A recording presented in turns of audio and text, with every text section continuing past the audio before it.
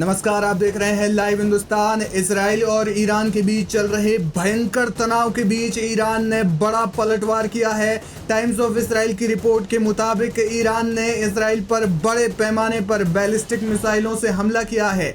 ईरानी media ने दावा किया कि 100 से ज्यादा मिसाइलें इसराइल के विभिन्न शहरों की तरफ दागी गई। इस हमले के बाद इसराइल के विभिन्न शहरों में एयर रेड सायरन बजने लगे और यरूशलेम, तेल अवीव समेत कई शहरों में तेज धमाकों की आवाजें सुनी गई। इजरायली डिफेंस फोर्सेज यानी आईडीएफ ने एक बयान में कहा कि कुछ देर पहले इसराइल में मिसाइल हमलों के बाद कई इलाकों में सायरन बजाए गए। आईडीएफ का कहना है कि ईरान की ओर से इसराइल पर दर्जनों बैलिस्टिक मिसाइलें दागी गई हैं।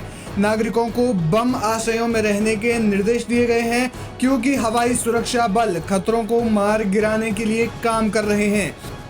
इन हमलों के बीच ईरान ने दावा किया है कि उसने एक इस्राएली पायलट को जिंदा पकड़ लिया है।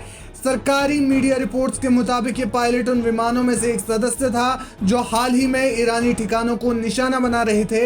हालांकि इस दावे की अभी तक इसराइल की ओर से कोई आधिकारिक पुष्टि नहीं की गई है।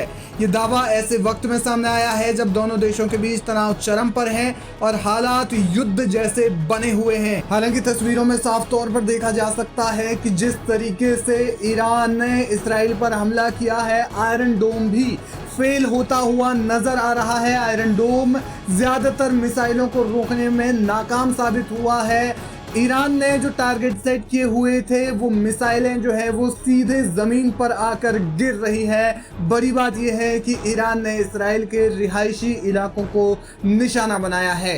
एएफपी ने बताया कि यरूशलेम में आसमान में विस्फोट हुए जो इंटरसेप्ट किए गए मिसाइलों के धमाके जैसे थे। लोगों को सुरक्षित स्थानों पर जाने की सलाह दी गई है। इस्राएली सेना ने देश की वायु रक्षा प्रणालियों को पूरी तरह से सक्रिय कर दिया है। आयरन डोम और अन्य एंटी मिसाइल सिस्टम हमले को रोकने के लिए काम कर रहे हैं। यह हमला ऐसे समय में हुआ है जब इसराइल ने ईरान पर सिलसिलेवार 2 बार हवाई हमले किए हैं। इसराइल ने ईरान के केरमशाह में एक मिसाइल बेस को निशाना बनाया था। इसके अलावा परमाणु ठिकानों और रिहायशी इलाकों में हवाई हमलों में कम से कम 104 लोगों को मार डाला। इजरायली हमलों में ईरानी फौज के chief of defence staff Mohammad Bagheri समेत 6 परमाणु वैज्ञानिकों की भी मौत हो गई थी।